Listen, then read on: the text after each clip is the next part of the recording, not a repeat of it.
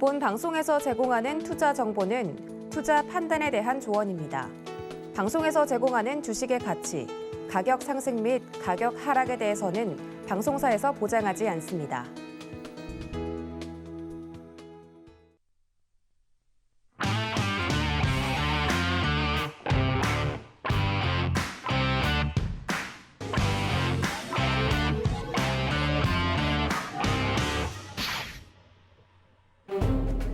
안녕하세요. 수요일에 인사드립니다. 주유소 일보 개인의 선택, 저는 진행을 맡은 이혜은이고요.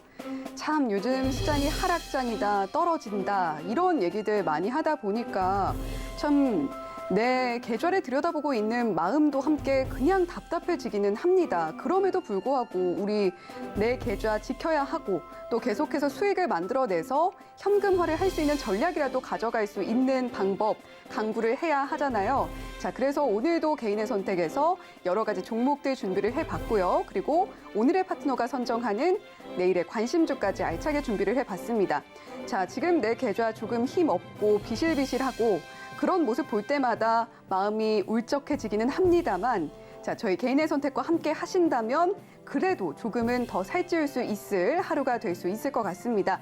자, 오늘은 오사무엘 파트너님과 함께합니다. 안녕하세요. 안녕하세요. 네, 파트너님 한 주 동안 잘 지내셨는지 모르겠습니다. 네, 잘 지냈습니다. 네, 다행입니다. 사실 저는 좀 잘 못 지내고 있거든요. 시장이 너무 빠져가지고. 네. 그런 저와 비슷한 마음가짐으로 지금 장을 보고 계신 분들 많으실 것 같은데 자, 오늘 시장은 어떻게 보셨는지 궁금해요. 예, 시장의 흐름에 따라 우리는 대처를 잘 해야 되는데요. 네. 상승장이냐, 조정장이냐, 하락장이냐 이 세 가지 패턴에 따라서 우리가 대응을 잘 해야 될 것입니다. 상승장일 때는 여러 종목을 가지고 대응을 해도 되고 또 오버나잇도 괜찮습니다. 그러나 하락장일 때는 종목을 갖고 다음날 넘어가는 게 쉽지가 않죠. 간밤에 어떤 일이 벌어질지 알지 못하는 그런 시대에 우리가 살고 있습니다. 그렇기 때문에 종목을 많이 갖고 계시면 안 되고 일정 종목을 줄이는 게 좋아요. 그런데 손실도 있겠지만은 손절을 기술적으로 하는 게 굉장히 중요하다는 거죠. 하락장에서 급락이 나왔을 때 바로 손절을 하시면 안 됩니다. 우리가 공을 튀길 때에 바운딩이 일어나면서 아래로 빠지면서 솟구치거든요. 바로 솟구칠 때에 그때의 손절의 기술을 활용하는 게 굉장히 중요하고요. 이미 시장은 하락이 이어질 것을 예고를 했습니다. 그러니까 하락장이라는 것을 인식을 하되 이 장이 계속 일방향으로 하락은 하지 않고 하락을 하다가 상승하고 또 하락하는 이런 패턴이란 말이죠. 그러니까 하락을 할 때에 바로 정리를 할 것이 아니라 반등이 주어졌을 때 저항 라인에서 정리하는 그런 습관을 가지고 대응하는 게 굉장히 중요합니다. 그리고 어두울수록 빛은 더 밝게 빛나는 법입니다. 어두운 장일 때, 하락장일 때 빛나는 종목에 집중을 해서 손해를 만회하는 방법으로 대응하시면 좋겠다는 말씀 드리겠습니다. 네, 언제나 상승장, 조정장, 하락장 이 시장의 추세를 예측하는 눈이 중요한데요. 우리 시장 하락 추세라는 건 이미 예고를 한 만큼 대응이 그 어느 때보다 중요한 시점입니다. 자, 좋은 말씀도 함께 해주셨어요. 어두운 시장일수록 빛나는 종목에 집중하셔야 한다라고 이야기를 해주셨으니까 자, 시청자님들도 오늘 개인의 선택 끝까지 보시면서 과연 오늘 시장에서 빛났던 종목은 무엇인지 파악을 해보셨으면 좋겠고요. 자, 그리고 우리 오사무엘 파트너님이 지난주에 범양건영 추천주로 주셨는데 자, 범양건영 방송에서 공개를 해주신 이후에 두 자릿수 상승이 나왔었잖아요. 네. 리뷰 간단히 해주시죠. 이제 윤석열 신정부가 출범을 했습니다. 네. 근데 정책을 들여다봐야 되는데 중장기적으로 끌고 갈 수 있는 정책에 몸을 실어야 된다. 제가 자주 말씀을 드렸거든요. 단기적인 이슈가 아니라 중장기적인 모멘텀이 있을 수 있는 것. 바로 그런 부분이 건설 정책과 그리고 원전, 그리고 교통, 모빌리티 이런 종목들은 중장기로 끌고 갈 수 있는 정책이 될 거란 말이죠.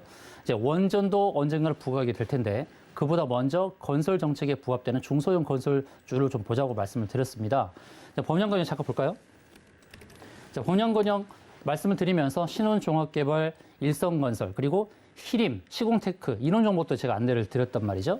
자, 범양건영이 어떤 모습을 보여줬냐면 기준봉을 만들었죠. 기준봉을 한 번 만들고 그다음 두 번째 기준봉을 만들었어요. 기준봉을 만들고 두 번째 기준봉을 만들 때 그때 거래량이 터졌죠. 거래량이 터졌는데 우리가 이런 신호를 잘 봐야 돼요. 거래량이 터지는 상승 신호에서 더 치고 갈 수도 있고 눌림목이 발생할 수도 있단 말입니다. 근데 이 종목에 눌림목이 발생했죠. 눌림목이 발생하면서 그때 매수 포인트로 잡았던 거죠. 이런 자리에서. 그러고 나서 반등이 나왔죠. 반등이 나왔는데 10에서 12% 반등이 나왔어요. 그러고 나서 다시금 눌렸죠.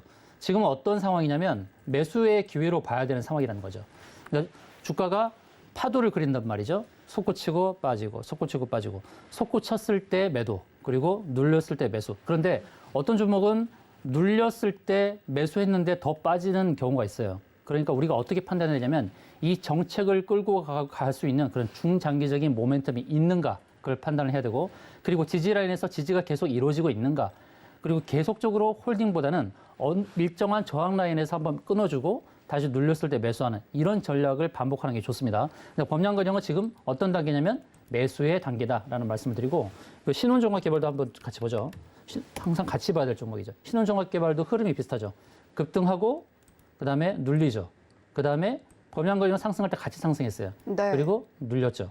그러니까 파도가 한번 크게 치고 낮게 치고 한번 또 이런 차트를 만들 수가 있죠. 파도라는 것이. 그러다가 한번 또 쭉 끌고 갈 수 있는 이런 패턴이 나올 수가 있어요. 그래서 범양건영, 신혼종합개발, 그리고 일성건설 이런 종목 있죠. 항상 삼총사를 기억을 하시고요. 일성건설도 패턴이 비슷하죠. 한번 크게 만들어 놓고 눌리고 작은 파도를 만들고 눌리고 또다시 이런 파도를 만들 수 있어요. 그러다가 솟구칠 수 있단 말이죠. 그러니까 이 세 종목은 같은 패턴을 기억을 하시고, 그리고 제가 설계 감리 종목으로 세 종목을 안내드렸죠. 히림과 유신과 도화 엔지니어링. 이것도 제가 안내를 드렸습니다.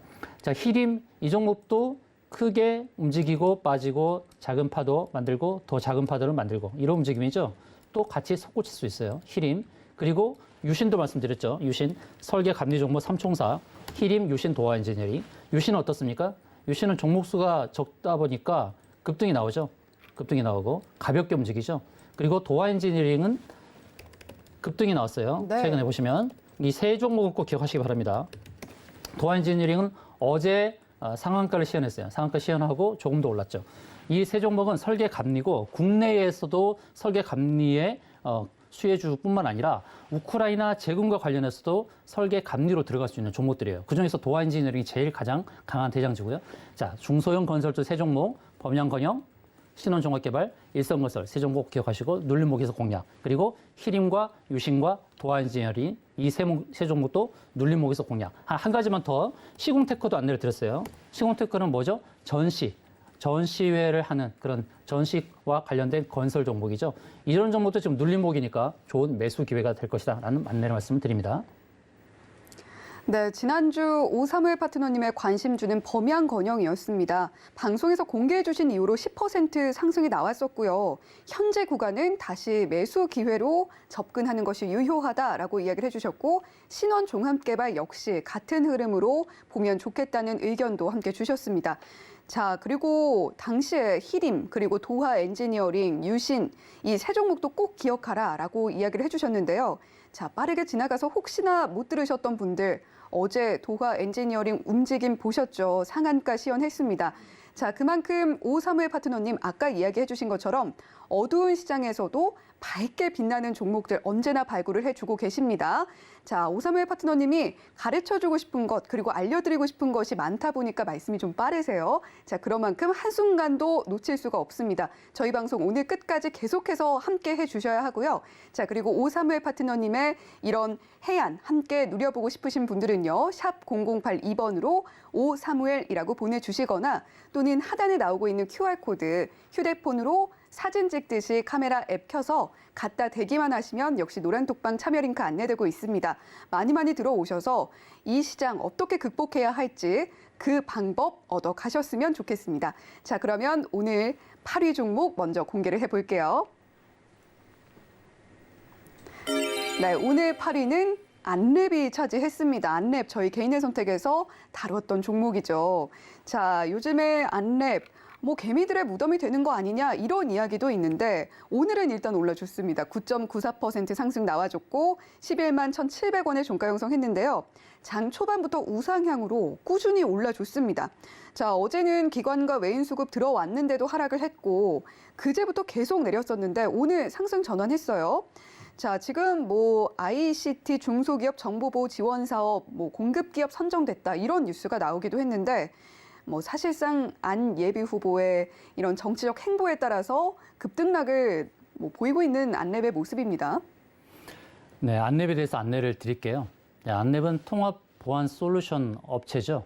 우리가 잘 아는 V3, 바로 그 백신 연구라는 바로 그런 기업입니다. 네. 정치인과 엮여서 주가가 급등락을 반복을 하는데 차트는 가야 할 지향점을 명확하게 밝혀주고 있습니다. 자, 안랩의 차트를 보시게 되면 최근에 이제 3월 말에 급등을 했죠. 3월 말에 21만 8,500원까지 급등을 했어요.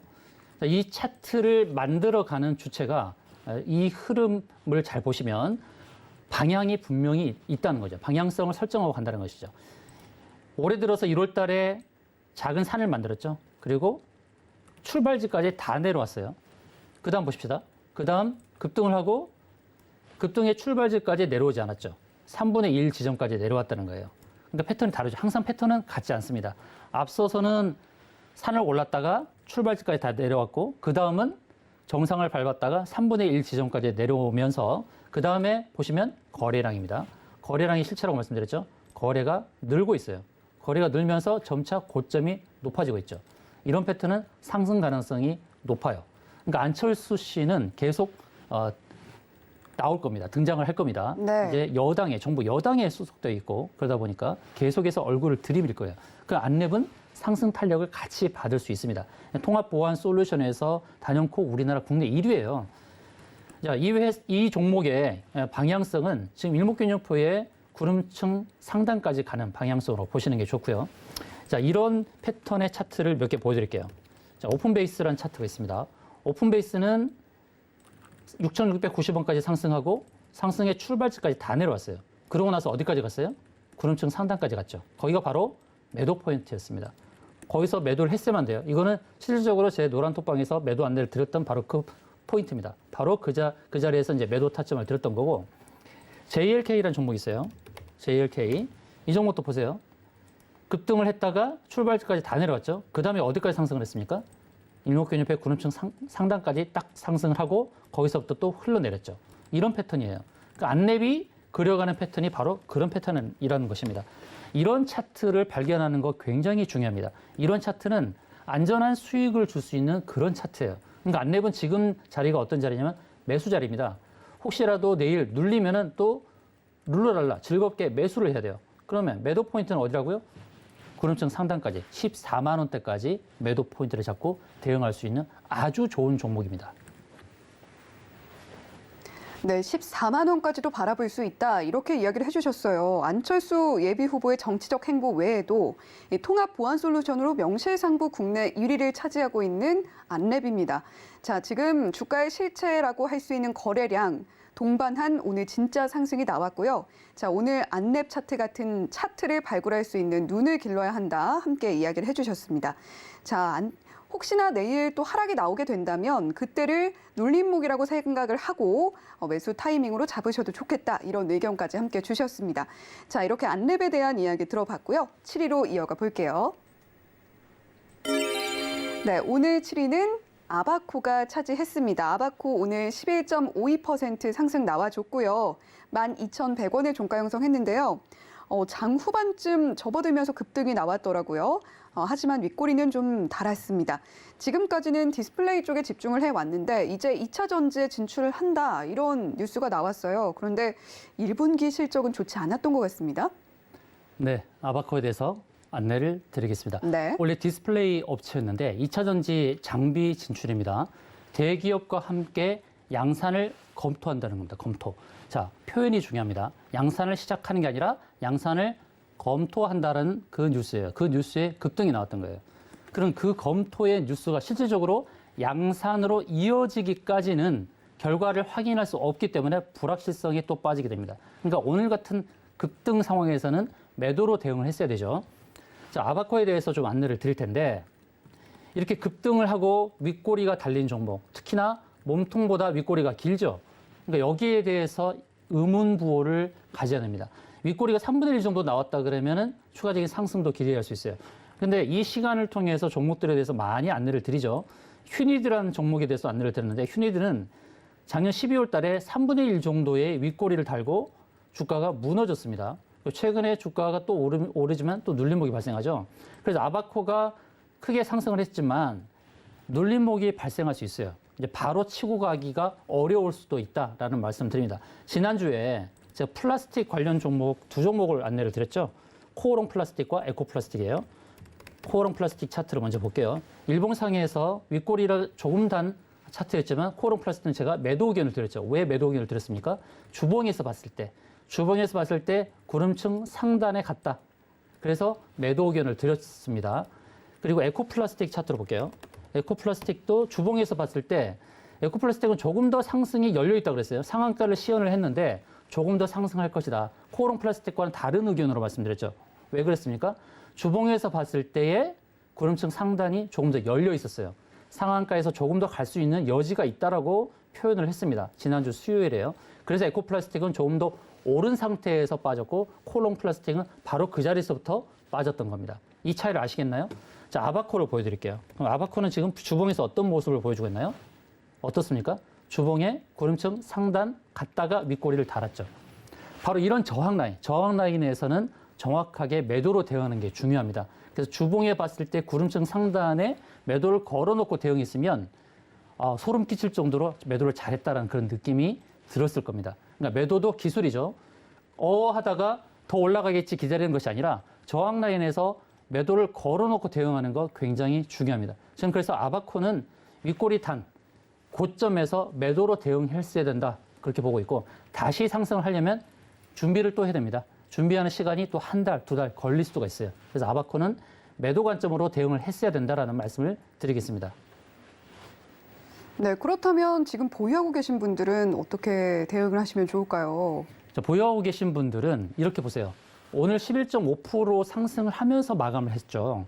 그래서 내일 만약에 상승의 불을 켠다 그러면은 잘 매도할 수 있는 기회가 주어질 것입니다. 근데 주가 지수가 중요하죠. 주가 지수의 출발이 오늘 밤 어떤 흐름을 보일지, 미국의 나스닥 지수가 어떤 흐름을 보일지가 중요할 텐데 미국의 시장 상황에 따라서 우리 증시가 하락해서 출발할 수 있어요.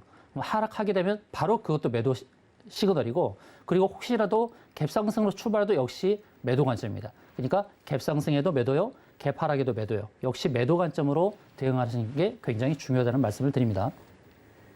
네, 아바코 오늘 10%대 상승이 나와줬는데 지금 대기업과 함께 양산을 검토한다는 뉴스가 나왔습니다. 검토가 실현되기까지의 시간은 얼마가 될지 알 수 없겠죠. 매일 수많은 뉴스가 쏟아지는데 지금 뉴스를 읽는 기술, 꿀팁까지 함께 시전을 해주셨어요. 자, 앞으로 뉴스로 상승이 나올 때 참고하시면 좋겠고요. 자, 아바코는 보유자분들도 그리고 혹시나 신규 접근 생각하시는 분들은 접근 안 하시는 게 좋겠고 고점에서 매도로 대응했어야 하는 종목이고 아직까지 보유하고 계신 분들도 역시 내일 매도로 접근하시는 게 좋겠다. 이렇게 의견 주셨습니다. 자, 이렇게 7위 종목 아바코에 대한 이야기 나눠봤고요. 6위 종목은 어떤 종목일지 만나보시죠. 자, 오늘 6위는 HLB 제약이 차지를 했습니다. HLB 제약 오늘 12.97% 상승 나와줬고요. 9,320원에 종가 형성했는데요.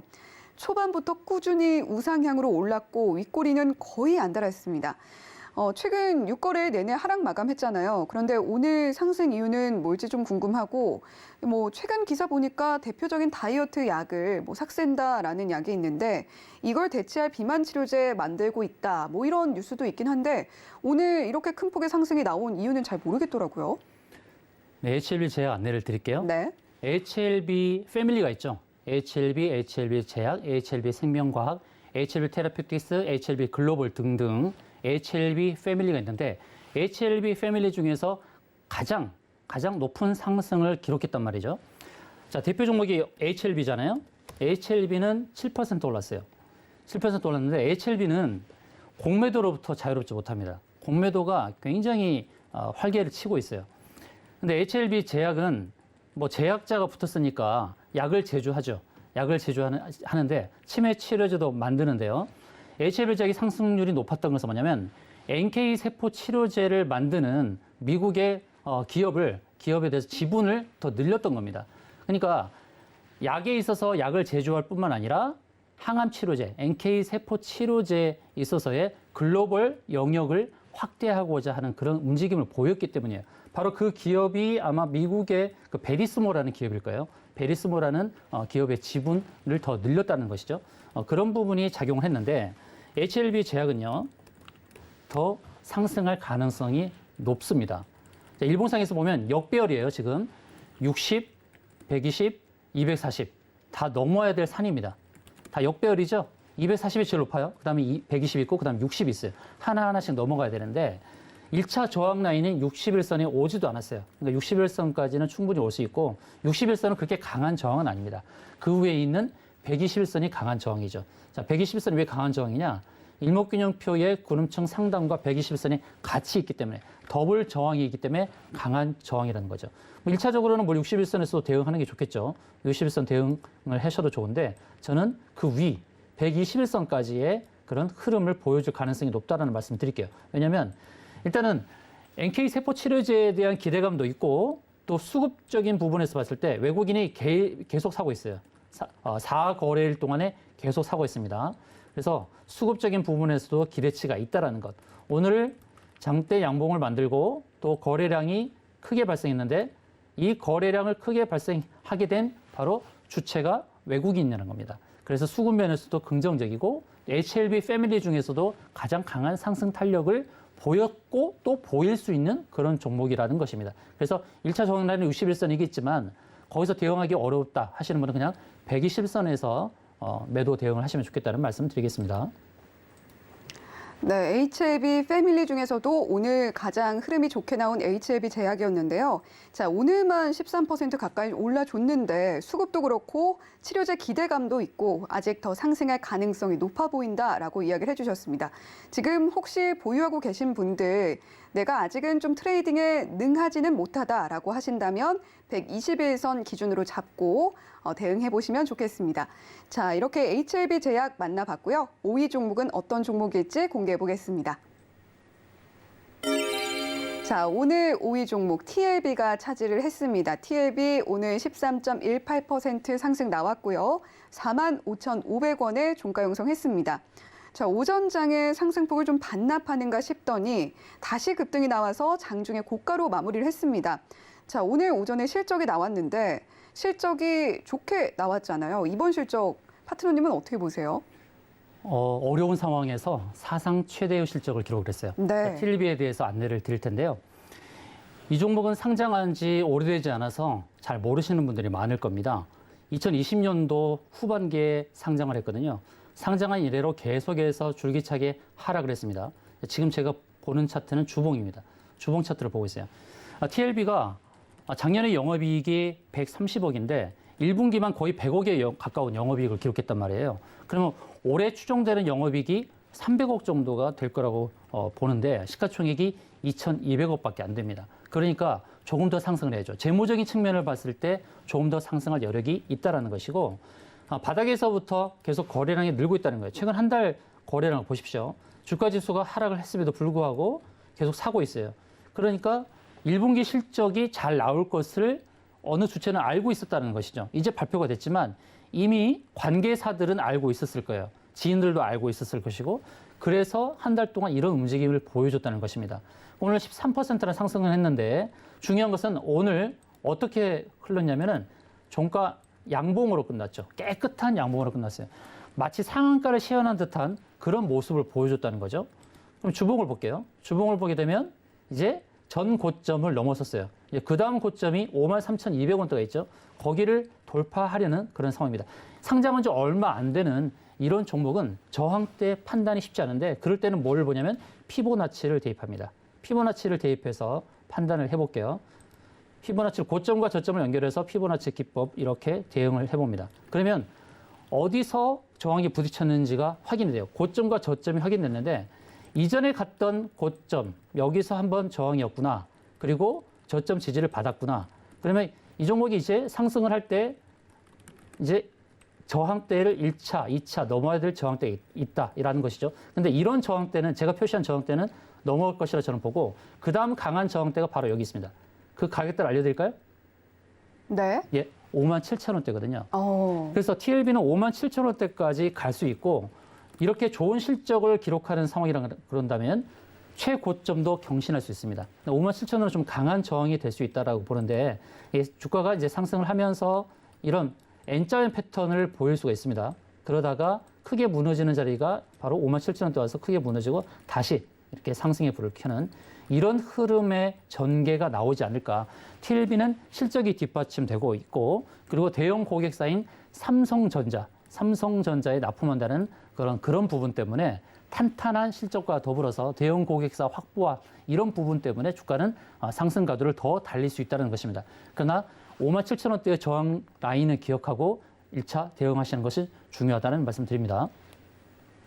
네, TLB 오늘 종가가 45,500원인데 57,000원대까지 본다고 말씀을 해주셨어요. 자, TLB 1분기에만 100억의 영업이익, 올해는 300억 정도 예상이 되는데 시가총액 그에 비해서 굉장히 낮습니다. 자, TLB를 볼 때 반드시 기억을 하셔야 하고 주봉상 전 고점을 넘어섰다는 점도 이야기를 해주셨어요. 자, 그리고 상장한 지 얼마 안 되는 이런 TLB 같은 종목을 볼 때 자, 고점을 저항선 파악을 하는 것이 상당히 어렵다라는 말씀을 해주셨습니다. 이럴 때는 피보나치열을 보라는 꿀팁도 함께 주셨습니다. 자, 이렇게 오사무엘 파트너님, 정말 차트를 보면서 내가 적극적으로 대응할 수 있는 방법까지 함께 안내를 해주시는 분입니다. 샵 0082번으로 오사무엘이라고 보내주시면 저희가 노란톡방 참여 링크를 안내를 해드리도록 하겠고요. 자, 노란톡방에서 함께 공부하시면서 주식시장에서 내가 더 적극적으로, 능동적으로 대응할 수 있는 힘도 함께 길러보셨으면 좋겠습니다. 자, 이렇게 5위 종목 TLB까지 만나봤고요. 4위로 이어가 볼게요. 네, 오늘 4위는 CTK입니다. 자, CTK 오늘 16.26% 상승 나와줬고요. 11,300원에 종가 형성했습니다. 초반부터 급등이 나왔는데 상승폭은 조금 반납했지만 그런대로 힘은 잘 유지했습니다. 자, CTK 썩는 플라스틱, 생분해 플라스틱을 연내 상용화하겠다라고 밝혔고 또 윤석열 정부의 국정과제로 생분해성 플라스틱 산업 육성하겠다. 이렇게 약속한 부분도 긍정적으로 작용을 하고 있는 것 같아요. 앞으로 흐름은 어떻게 좀 보고 계신지 궁금한데요. 네, CTK 대응 안내를 드리겠는데요. 네. CTK 이런 종목은 사실 포착하기가 쉽지 않아요. 왜냐하면 주가가 계속 하락을 하는 중에 있었잖아요. 갑자기 급등이 나오는 이런 패턴, 하락 패턴에서 갑자기 급등 나왔으니까 매수로 잡기가 쉽지가 않죠. 자, CTK는 이제 생분해 플라스틱 이슈로 이제 급등을 했는데 플라스틱 이슈가 좀 다릅니다. 적용되는 부분이. 지난주는 플라스틱 이름이 들어간 두 종목 안내를 드렸죠. 에코 플라스틱, 코오롱 플라스틱. 그 종목들은 왜 급등이 나오냐면 차량 경량화와 관련돼 있고 모빌리티에 관련이 있어요. 모빌리티, 특히 드론은 가벼워야 되죠. 가벼워야 되는데 이제 플라스틱 소재로 만드는 것이 좋죠. 가볍게 돼야 되니까. 우주 항공도 마찬가지고. 그래서 모빌리티 분야에서의 그런 경량화 관련된 종목들. 그래서 에코플라스틱은 코오롱 플라스틱 그렇게 돼 있고 그다음에 나프타 관련 종목이죠. 나프타 관련해서 이제 플라스틱으로 연결되어서 바로 그런 종목들이 최근에 급등을 했어요. 근데 CTK는 뭡니까? 생분해 플라스틱, 친환경 플라스틱이라는 거예요. 바로 그런 부분의 특징을 갖고 있는데 제가 사실 이 종목을 놓쳤어요. 실은. 플라스틱 이슈가 나왔을 때 CTK가 계속 머릿속에 맴돌았는데 차트를 보니까 하락을 하는 차트였어요. 혹시나 했는데 이렇게 급등이 나온 거예요. 그러니까 이전에 갖고 계신 분들은, 물려 계신 분들은 사실 오늘 대응을 잘 했어야 됩니다. 일봉을 봤을 때는 잘 안 보여요. 제가 주봉을 통해서 에코플라스틱과 코오롱 플라스틱 관점을 말씀드렸죠. CTK 주봉을 보세요. 주봉에서 어떤 모습을 보여줬습니까? 구름층 상단에 부딪혔죠. 구름층 상단에 왔다는 겁니다. 그 자리가 계속 저항이에요. 월봉에서 볼까요? 월봉에서는 어떤 자리였냐면 전환선이라는 자리예요.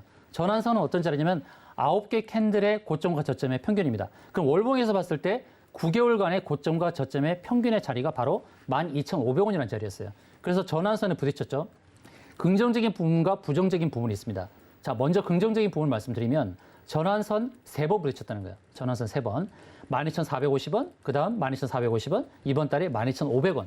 한호가 올랐어요. 그죠? 12,450원 두 번, 12,500원 이렇게 세 번의 그 저항대에 왔다라는 거. 이게 긍정적입니다. 세 번 부딪히고 밀렸지만 다음번은 돌파할 가능성이 높다라는 거예요. 다만 주봉상에서 저항에 왔기 때문에 좀 눌림목이 형성될 수 있어요. 그래서 좀 주식을 할 때는 메모를 잘하거나 기억력이 좋아야 된다. 제가 그 얘기를 자주 하거든요. CTK는 머릿속에 잘 넣거나 메모를 잘 해야 됩니다. 눌림목이 형성되면 매수를 할 기회로 봐야 돼요. 왜냐하면 월봉에서 봤을 때 세 번째 저항에 부딪히고 밀리는 눌림목 자리라면 네 번째는 돌파의 관점으로 본다는 것입니다. 그래서 CTK는 눌림목이 형성될 때 어디까지 1,500원, 그러니까 10,000원부터 1,500원 사이까지 눌렸을 때 그때는 매수로 참여하시는 게 좋겠다는 것이고 기존에 보유하신 분들 지금 11,300원인데요. 그때까지 거기까지 밀리지 않고 한 번 더 12,000원의 기회가 온다 그러면 그때는 일단 정리를 하세요. 정리를 하시는 게 좋겠고 눌림목이 형성할 때 다시 들어가시는 게 좋고 신규 매수 참여는 10,000원부터 1,500원까지 주가 눌려줬을 때 신규 참여는 유효하다는 말씀으로 드리겠습니다. 네, CTK 하락에서 갑자기 급등이 나온 경우인데, 자, 오늘 8개 종목, 아직 종목이 좀 남아있긴 합니다만, 차트상의 차이점들 일일이 짚어주고 계신 거 시청자님들 느껴지시죠? 자, 저희 오사무엘 파트너님 매주 수요일, 목요일 저희 주유소 일부 개인의 선택 출연하고 계시니까요. 자, 내가 좀 시장을 알면서 매도 타이밍 잡아보고 싶다라고 하시는 분들, 자, 저희 개인의 선택 방송만 열심히 챙겨보셔도 이렇게 시장에서 더 능동적으로 대응할 수 있다는 점 말씀을 드리도록 하겠습니다. 자, 이렇게 CTK에 대한 이야기 나눠봤고요. 3위 종목은 어떤 종목인지 만나보시죠. 네, 오늘 3위는 박셀바이오가 차지했습니다. 박셀바이오 오늘 19.21% 상승이 나와줬고 51,500원에 종가 형성했습니다. 자, 오늘 우상향 그래프로 윗골이 거의 없이 마무리를 했는데요. 어제 하락장에서부터 조금씩 움직이는 모습은 보여주긴 했습니다. 자, 지금 간암 치료제 임상 일상에서 안전성 입증 소식에 급등이 나왔고 이상 반응이 한 건도 발생을 안 했다고 하더라고요. 자, 그리고 하반기엔 임상 연구 예비 결과 발표하겠다라고 밝혔는데, 자, 박셀바이오 사실 우리 오사무엘 파트너님이 이전에 저희 방송에서 박셀바이오와 셀리버리 이야기를 함께 하시면서 이름 따라간다 이런 이야기도 해주셨는데, 자, 이번에는 좀 확실해 보입니다, 재료가. 그렇죠. 네. 박셀바이오에 대해서 지난번에 제가 매도 관점에 안내를 드리고 그다음에 주가가 많이 빠졌어요. 그래서 눌림목 매수 공략은 유효하다고 안고를 드렸었는데요. 박셀바이오 상승이 왜 반갑냐면은 바이오 종목을 이끄는 종목들 중에 하나란 말입니다. 아까 보여드렸던 이제 HLB 시리즈, HLB가 움직여야 돼요. HLB가 움직여야 되고 그리고 박셀바이오 이런 종목도 움직여야 돼요. 왜냐하면 박셀바이오는 개인이 굉장히 많이 산 종목이죠. 이런 종목이 움직여줘야 되는데 드디어 움직였단 말이죠. 이전에 제가 매도 관점으로 안내드렸던 자리가 뭐였습니까? 121선 자리였어요. 121선 자리에서 부딪히고 밀렸다. 이제 그 다음 볼 자리는 241선 자리라고 안내를 드리면서 눌림목 공략을 해야 된다고 안내를 드렸어요. 그래서 그래서 주가가 박살날 수 있다고 그랬습니다. 박살났습니다. 121선 부딪히고 박살났어요. 네. 그런데 거래량이 뭡니까? 거래량은 곧 돈이죠. 돈의 흐름이에요. 3월 달에 거래가 크게 발생했어요. 크게 발생했는데 그때 제가 언급을 드린 거는 121선을 터치하지 않고 밀렸다는 거예요. 아주 기술적으로 힘들게 만드는 그런 상황을 만들었다는 것이죠. 그런 다음에 121선을 부딪혔다는 것. 그러고 이제 주가가 눌렸는데 어디까지 눌렸냐면 61선까지 눌렸어요. 아주 줄타기를 하고 있습니다. 121선 줄, 그 줄을 못 잡고 빠졌는데 61선 줄을 잡고 다시 일으키고 있어요. 그러니까 121선은 저항이 되지 않죠. 한 번에 갔다 왔으니 다음 120선은 그냥 쉽게 돌파를 하는 거예요. 그 다음 바라보는 자리가 어디예요? 이제 241선 바라보는 겁니다. 이런 자리까지는 상승 가능성이 높다는 것이죠. 그럼 241선까지 바로 가느냐? 그렇지 않고 1차 부딪힐 수 있는 저항 라인이 53,000원대. 오늘 53,000원대까지 안 왔죠. 실제로 저는 이 종목에 대해서 52,000원대에 오늘 매도로 안내를 드렸습니다. 제가 안내하는 다른 방이 있는데 그 방에서는 52,000원대에 매도선을 드렸고 그 다음에 눌림목에서 다시 잡고 이 종목의 패턴이 53,000원대 갔다가 그 다음에 눌림목이 주어지고 이렇게 상승할 수 있다. 그러니까 우리가 주식을 할 때 그냥 계속 홀딩해서 나중에 큰 수익을 내는 이렇게 하는 패턴보다는 적절한 자리에서 끊어주고 다시 눌림목에서 잡아주고 이렇게 파도를 타는 흐름이 괜찮다는 말씀드려요. 주가라는 것은 우리가 어떻게 흘러갈지 모르잖아요. 내가 매도 타임을 놓쳤을 때 주가가 또 크게 눌릴 수가 있기 때문에 일부 던져놓고 저점 매수 공략을 하고. 근데 박셀바이오는 상승 가능성이 굉장히 높다는 거예요. 오늘 19%나 상승하면서 거래량도 많이 발생했다는 것, 그리고 241선을 향해 간다는 것, 1차 저항 라인은 53,000원, 2차 저항 라인은 61,000원이 되겠습니다. 네, 1차, 2차 저항 라인까지 짚어주셨습니다. 오사무엘 파트너님은 박셀바이오 눌림목에서 공략할 만한 종목이긴 하지만 당시에는 주가가 소위 박살날 거다 이렇게 이야기를 해주셨던 바가 있습니다. 자, 그때 관심 종목에 넣고 눌림목이 나올 때마다 차곡차곡 담아 가셨던 분들 오늘은 그 기쁨 마음껏 누리시지 않았을까 싶은데요. 자, 박셀바이오 앞으로도 그래도 이 바이오주들 오늘 개인의 선택 8개 종목 중에 벌써 2가지 종목이 나왔습니다. 그런 만큼 바이오주의 다시 재부상을 꿈꿔보면서 박셀바이오 안내를 해드렸고요. 자, 2위로 이어가 볼게요. 자, 오늘 2위는 영풍재지가 차지했습니다. 영풍재지 어제 개인의 선택에서도 등장을 했던 종목인데 오늘 20.32% 상승 나와서 15,100원의 종가 형성했습니다. 자, 어제에 이어서 오늘도 급등세 이어갔고 오늘 초반부터 강세 보이면서 윗꼬리도 길게 안 달았습니다. 매각전이 아주 핫하더라고요. 자, 지금 영풍재지 매각자 측은 이달 말에 본 입찰을 실시한 뒤에 우선 협상 대상자 선정할 계획이다라고 이야기가 나오고 있는데 지금 뭐 글로벌적으로 재질값도 폭등하고 있고 몸값이 함께 오르고 있다고 하더라고요. 자, 영풍재지 안내를 드리도록 하겠는데요. 제 판단이 틀렸으면 좋겠지만 저는 냉정하게 말씀을 드릴 수밖에 없어요. 자, 영풍재지 이제 인수전이 격화되고 있죠. 이 영풍재지를 차지하기 위해서 인수전이 격화되고 있다는 것은 긍정적인 측면이 분명히 있습니다. 있는데 오늘 어떻게 보면 속임령 패턴이 아닌가 싶기도 해요. 왜냐하면 이 꼬리, 일반적으로는 윗꼬리가 3분의 1 정도 달리면 긍정적으로 바라볼 수 있는 측면이 있죠. 제가 윗꼬리, 아랫꼬리에 대해서 제가 강조를 하지 않습니까? 윗꼬리를 바라보는 거. 윗꼬리가 몸통의 길이보다 짧은 게 좋다고 자주 말씀드리죠. 그리고 고점을 경신하는 종목을 어디서 매도할 것인가, 매도 포인트 안내를 드릴 때 윗꼬리 길게 달리는 거 확인하고 매도로 대응하자고 안내를 드렸습니다. 그러니까 제가 운 좋게 저점에서 매수한 종목이 연일 상승한단 말이에요. 예를 들어 뭐 한일사료 같은 거. 잠깐 차트를 보일게요. 한일사료 차트를 보여드릴 텐데 한일사료가 급등을 했잖아요. 네. 급등을 했을 때 제가 뭐라 그랬습니까? 제가 좀 더 상승을 즐겨도 된다. 상한가 나왔을 때 좀 더 상승을 즐기자. 그리고 매도를 어디서 잡느냐면 윗꼬리 단 음봉 만났을 때 매도해도 된다 그랬죠. 그러니까 더 상승이 나왔잖아요. 그러니까 더 수익을 볼 수 있는 기회가 있었다는 것이죠. 급등 종목을 아무 데서나 매도하지 말고 윗꼬리 길게 달았을 때 매도하자 안내를 드렸죠. 그런데 영풍재지가 애매하잖아요. 영풍재지가 애매해요. 윗꼬리가 적게 달렸는데 항상 볼 때 일봉만 볼 게 아니라 주봉도 월봉도 같이 봐야 돼요. 월봉을 보여드릴까요? 자, 월봉을 보게 되면 윗꼬리 짧게 달렸는데 제가 매도 포인트로 잡는 몇 가지 근거가 있어요. 일목균형표 구름선 상단, 그리고 일봉과 주봉이 월봉에서 저항 라인이 60, 120, 240도 봐야 되고, 또 피보나치 기법을 대입해도 되고, 그리고 추세 연결선에서 대입하자. 자, 추세 연결선 봅시다. 고점을 연결한 추세 연결선, 물론 추세 연결선을 돌파를 했습니다만 추세 연결선 그 고점 위에서 마감한 게 아니라 정확하게 그 라인에서 마감을 했죠.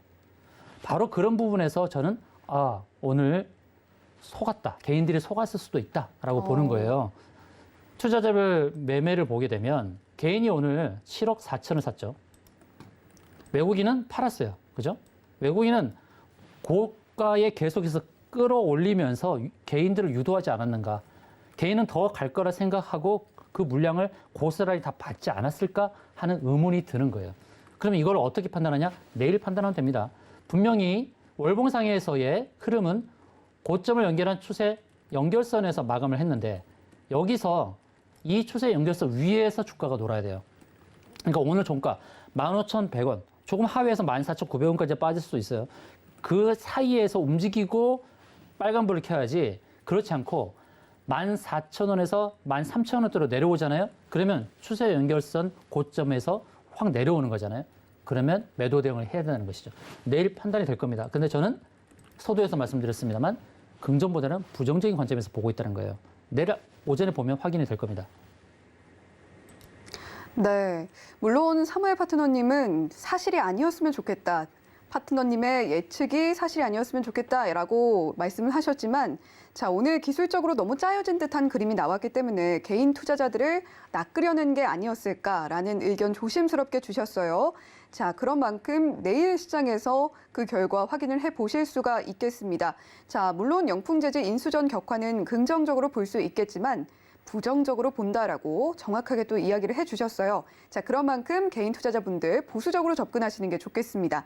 자, 이렇게 영풍재재 이야기 나눠봤고요. 자, 오늘 과연 1위를 차지한 종목은 어떤 종목일지 지금 바로 만나보시죠. 네, 오늘 1위 태웅로직스가 차지했습니다. 태웅로직스 오늘 상한가 안착했고요. 12,500원에 종가 형성했습니다. 장 중반에 상한가 안착해서 안 내려왔어요. 어제도 올랐고, 자, 보통주 일주당 신주 일주를 배정하는 100% 무상증자 결정했다라는 뉴스가 나왔고요. 또 뭐 영업이익도 잘 나오고 있고, 작년엔 현금 배당도 했고, 참 태웅로직스 저도 담고 싶더라고요. 네, 네. 잘 보셨어요. 담아도 되나요? 오늘 상한가에 잡았어도 될 뻔한 종목이었습니다. 네. 요즘 힘들죠. 상한가를 기록하고도 다음날 음봉으로 시작하는 경우가 있어요. 마이너스로 시작하는 경우가 상당히 많죠. 네. 태웅로직스는 조금 더 상승할 가능성이 저는 높다고 보는데 주주를 많이 배려하네요. 주주를 배려합니다. 그냥 무상증자에 대한 결정도 했고. 근데 왜 태웅로직스에 대해서 저는 긍정적으로 말씀드리냐면 저는 웬만해서는 물려도 괜찮을 실적 좋은 종목을 추천하라고 저는 애를 쓰거든요. 그래야만 물려도 실적이 좋은 종목은 회복 속도가 빠르다는 것입니다. 네. 제 추천 종목이 100%다 올라가진 않거든요. 하락을 하는 경우도 있어요. 그럼에도 불구하고 심리적으로 안정감을 계속해서 말씀을 드리는 것은 실적을 믿자는 거예요. 주가가 눌려도 실적을 믿자. 자, 태웅로직스 보시게 되면 10,000원대에 왔었어요. 12,200원대에 왔다가 거기서 주가가 눌렸죠. 그 10,000원대에 매수하신 분들은 어디까지 하락을 했으니까 8,800원까지 하락을 했으니까 10,000원대 매수하신 분들은 순간적으로 12%의 손해를 봤잖아요. 네. 12%의 손해를 보면 갈등을 겪게 되죠. 손절을 해야 되나? 보유를 해야 되나? 근데 보유를 해야 되는 그 믿음을 갖게 하는 부분이 뭐냐면 뭐니 해도 실적이라는 겁니다. 자, 태웅로직스 작년도에 영업이익이 793억이에요. 그런데 시가총액이 오늘 상한가를 기록했음에도 2,400억밖에 안 된다는 거예요. 그럼 8,800원을 기록했을 때 그때 시총이 얼마였어요? 2,000억도 안 된다는 거예요. 2,000억도 안 된 상태에서 영업이익이 793억이면 어마어마한 저평가잖아요. 거기다 한 가지 힌트, 물류와 관련해서 태웅로직스 딱 떠오르잖아요. 특히 해운운임 같은 이 물류. 그리고 더 오늘 급등했던 배경은 또 BDI, 발틱 운임지수가 급등했다는 거예요. 네. 발틱 운임지수가 어느 정도 그렇죠? 20% 가까이 올라버렸어요. 그런 부분에서의 그 운임지수가 전가가 되니까 이런 태웅로직스는 또 수익성이 더 개선이 된다는 겁니다. 너무너무 좋죠. 실적 좋아지지, 무상증자에서 주주들을 배려하지. 근데 기술적으로 보니까 더 상승이 열려 있다는 거예요. 영풍재재는 월봉에서 봤을 때의 추세 연결선에 부딪혔죠. 그러니까 제가 부정적인 관점에서 안내를 드렸는데 태웅로직스 한번 볼까요? 자, 보겠습니다. 월봉을 보게 되면요. 월봉에서 고점을 한번 연결해 볼게요. 2019년도의 고점, 그리고 2021년도의 고점, 그리고 지금의 상황 어떻습니까? 상승 공간이 남아있나요? 아니면 다 왔나요? 남아있지 않습니까? 네. 바로 이 부분 때문에 저는 기대치가 있다. 그런데 내일 갭상승이 바로 이 추세 연결선이 부딪히는 자리라면 어떤 흐름을 보여버릴까요? 이런 패턴을 보일 수 있다는 거예요. 이런 패턴을. 아직 월봉이 안 끝났으니까. 월봉이 안 끝났으니까 위에서부터 시작해서 음봉으로 마감할 수 있다. 그러니까 일봉상에서 음으로 마감을 할 수 있다는 부분, 고점에서 이렇게 하락할 수 있다는 것이에요. 그러니까 보유하신 분들은 시초가에서 조금 더 오르면 거기서 매도하시면 됩니다. 그런데 신규 매수자는 조심하세요. 왜냐하면 아까 월봉에서 보여드렸을 때 추세 상단이 가깝다. 추세 연결선이 이렇게 고점에 가깝다는 거예요. 그러니까 제가 볼 때는 이 가격대가 13,200원, 13,300원 그렇게 보이거든요. 월봉상에서. 그래서 내일 고점이 13,200원, 13,300원 거기서 형성이 되고 주가를 뺄 수가 있습니다. 기술적인 부분 잘 보셔야 돼요. 이런 것들은 그냥 얻어지는 게 아니라 제 경험에서 얻어지는 건데 월봉에서의 추세 연결선의 저항은 아주 강하다. 이걸 기억하고 대응하셔야 될 겁니다. 네, 태웅로직스 공시만 봐도 주주들을 얼마나 배려하는지 잘 느껴지는 기업입니다. 실적도 좋고 어마어마하게 저평가되어 있다는 점 말씀을 해주셨는데, 자, 일단 내일은 기술적으로 보셔야 한다라고 이야기를 해주셨어요. 보유자분들은 시초가에서 오르면 매도하시고 신규 매수자는 조심하셔라라는 팁까지 함께 이야기를 해주셨습니다. 자, 오늘 이렇게 개인의 선택 8개 종목 차례로 만나봤고요.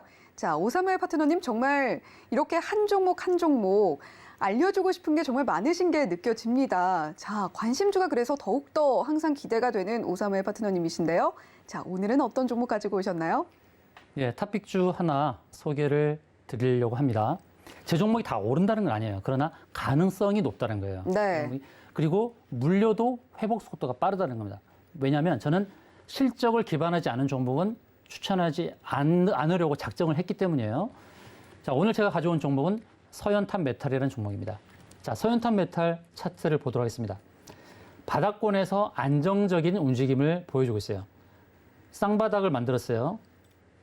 이렇게 3월 달에 바닥, 그리고 4월 달에 바닥, 이 쌍바닥을 만들면서 그 다음에 어떤 흐름이 보여줬냐면 거래가 늘어났죠. 5월 달 들어서 거래가 늘어났어요. 늘어나고 61선은 강한 저항이 아니라고 제가 말씀드렸죠. 그러다 보니까 61선은 쉽게 돌파하는 거예요. 61선 쉽게 돌파죠. 그 다음 보이는 저항이 뭐가 있어요? 120선과 구름층 상단이 있다는 거예요. 아까 어떤 차트를 봤었죠. 어떤 차트에 제가 이런 모습을 보여드렸죠. 121선과 구름층 상단. 어떤 종목이었습니까? 제 기억엔 HLB 제약이에요. 그래서 61선은 강한 저항이 아닐 것이다. 그리고 121선과 구름층 상단이 만나는 그 자리가 강한 저항이니까 거기서 매도 대응을 하시라고 말씀드렸는데, 차트의 모습만 봐도 구름층 상단과 121선까지 충분히 갈 수 있는 자리죠. 1차적으로. 그 다음 보이는 자리는 또 241선. 그러니까 121선을 한번 대응하고 또 눌림목에서 잡고 그 다음에 241선 매도 대응하고 이렇게 갈 수 있는 종목이에요. 자, 서현탄 메탈은 어떤 종목이냐면 건설기계, 특히 굴삭기 카빈을 만드는 회사예요. 그러면 이런 종목이 어떤 재료로 녹아지겠습니까, 앞으로? 물론 이미 나왔습니다, 재료는. 우크라이나 재건 수혜주라는 겁니다. 우크라이나 재건 수혜주 많이들 아실 겁니다. 가벼운 중소형 종목은 데모라는 종목이 있고요. 어때요? 차트가 급등을 했죠. 급등하고 기준선까지 눌림목 주고 그다음 상승불 켜는 거. 조금 약간 무거운 종목은 현대 에버다임이라는 종목이 있죠. 현대 에버다임. 자, 이런 종목들이 다 중장비 관련 종목이고 굴삭기 관련 종목이긴 합니다. 현대 에버다임 어때요? 계속해서 상승 가도를 달리고 있죠. 정배열 차트를 만들면서 그다음에 현대자가 들어간 현대건설기기를 한번 볼게요. 현대건설기기. 현대건설기기도 60도 각도로 상승하고 이제 눌림목이 형성이 됐죠. 그리고 기계자 들어가는 종목을 볼게요. 서암기계공업 어떻습니까? 상한가를 기록했어요. 그러니까 지금은 우크라이나 전쟁 물론 러시아에서 장기전으로 돌입하는 그런 내용의 기사가 나왔습니다만 언젠가는 전쟁이 끝난단 말이에요.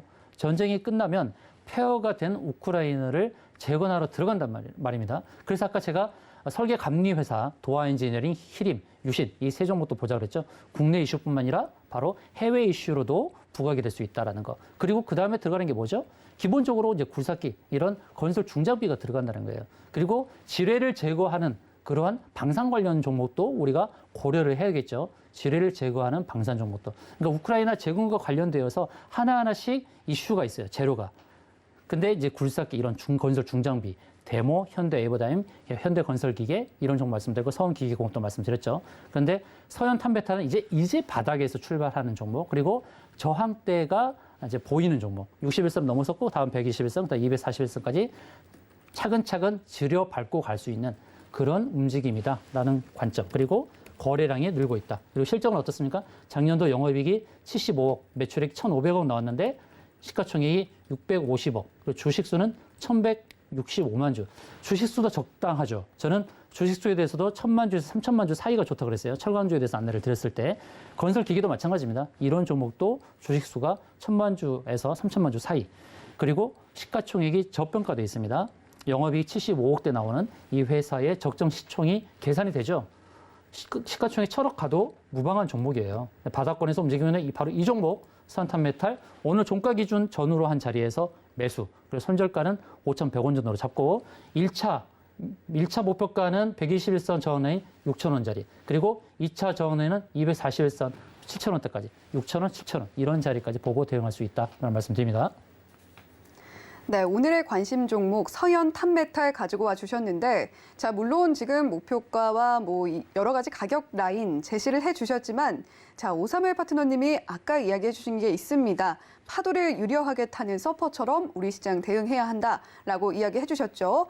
자, 그렇게 파도를 그냥 온몸으로 맞지 마시고 서퍼처럼 파도가 높을 때는 높은 파도도 타보시고 낮을 때는 또 유영도 해보시고 하시려면 샵 0082번으로 오사무엘이라고 보내주시면 저희가 노란톡방 참여할 수 있는 링크 안내를 해드리도록 하겠습니다. 또 하단에 나오고 있는 QR코드 활용하실 수도 있다는 점 말씀을 드릴게요. 자, 본 방송에서 제공해드리는 정보는 투자 판단에 대한 조언일 뿐 해당 종목의 가치나 수익률을 보장하지는 않는다는 점 말씀드리면서요. 개인의 선택 여기서 인사드릴게요. 시청해주신 여러분 고맙습니다.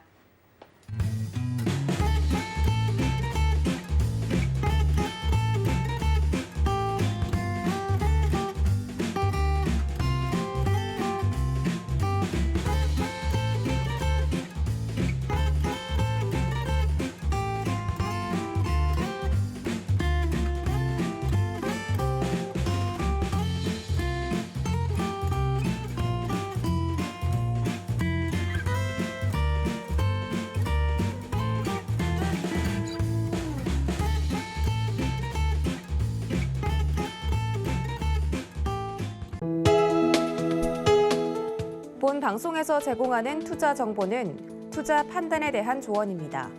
방송에서 제공하는 주식의 가치, 가격 상승 및 가격 하락에 대해서는 방송사에서 보장하지 않습니다.